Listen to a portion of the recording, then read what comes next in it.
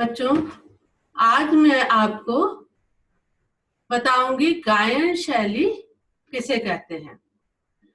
गायन शैलियां आपके कोर्स में हैं, जो कि आपने पहले के क्लासों में पढ़ी हुई भी हैं और गाई हुई भी हैं, जैसे सरगम गीत, लक्षण गीत, ये सब।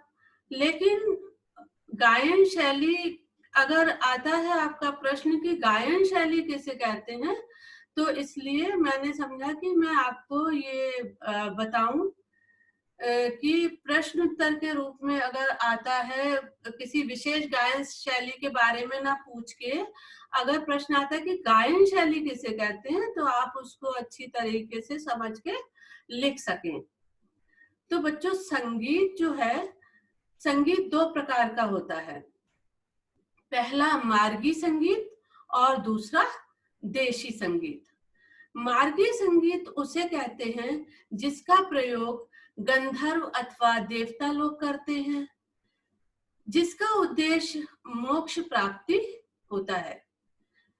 मार्गी संगीत को गंधर्व संगीत कहकर भी पुकारते हैं, परंतु यह संगीत प्रचार में नहीं है। यहाँ पर हमारा विषय मार्गी संगीत ना होकर देशी संगीत है।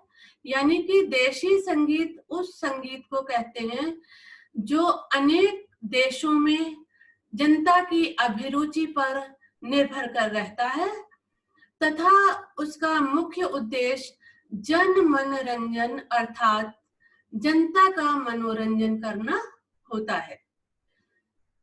देशी संगीत को गान कहकर भी पुकारते हैं। गान के दो भेद होते हैं, एक निबद्ध गान और दूसरा अनिबद्ध गान।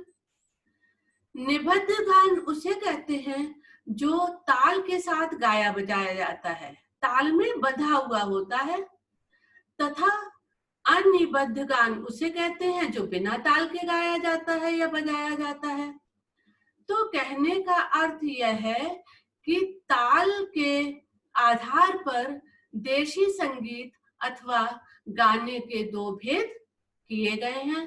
पहला है तालबद्ध तथा दूसरा है ताल के बिना यानी ताल के रहित।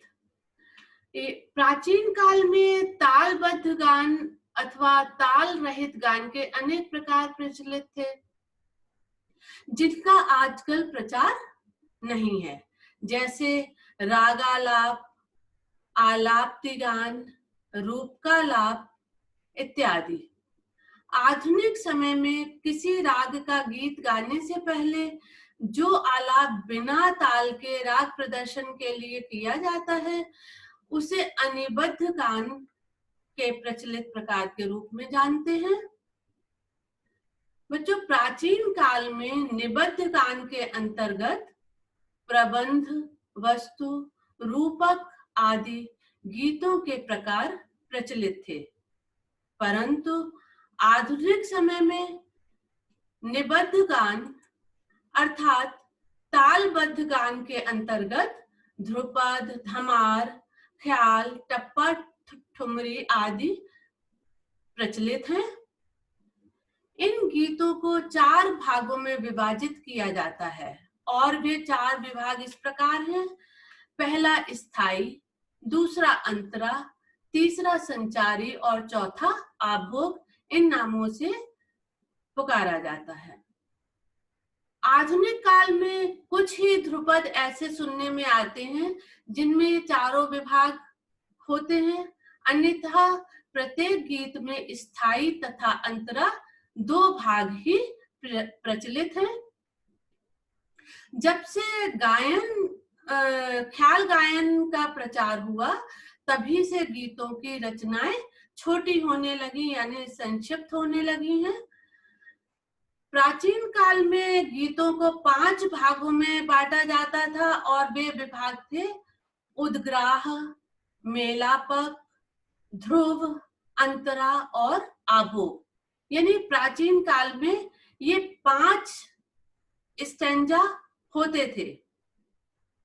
इस प्रकार हमने बच्चों देखा कि गायन शैली का अर्थ आधुनिक समय में प्रचलित गीतों के प्रकारों में है।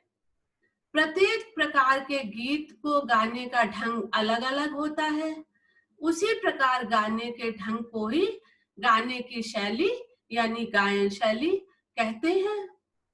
उदाहरण के लिए ध्रुपद गायन की शैली यानी ध्रुपद किस प्रकार से गाते हैं तो ध्रुपद गायन शैली कहलाती है। ख्याल गायकी किस प्रकार से गाते हैं तो ख्याल गायन शैली कहलाती है। ठुमरी किस प्रकार से गाते हैं तो ठुमरी गायन शैली। इस प्रकार से अनेक गायन शैलियां होती हैं। बच्चों इसके बाद अब मैं आगे के एपिसोड में आपको अलग अलग गायन शैलियों के बारे में बताऊंगी। तो आज मैंने आपको कोशिश की ये समझाने की कि गायन शैली किसे कहते हैं और अनेक गायन शैलियां जो आपके कोर्स में हैं जिनके बारे में आपको पढ़ना है, याद करना है, वो आपके परीक्षा में लिखने के लिए आती हैं। और अगर आपसे पूछा जाए कि गायन शैली किसे कहते हैं तो आप ये जो हमने अभी आपको बताया, जो समझाने की कोशिश करी, इसको आप समझिए और लिखने का प्रयास कीजिए। नमस्कार।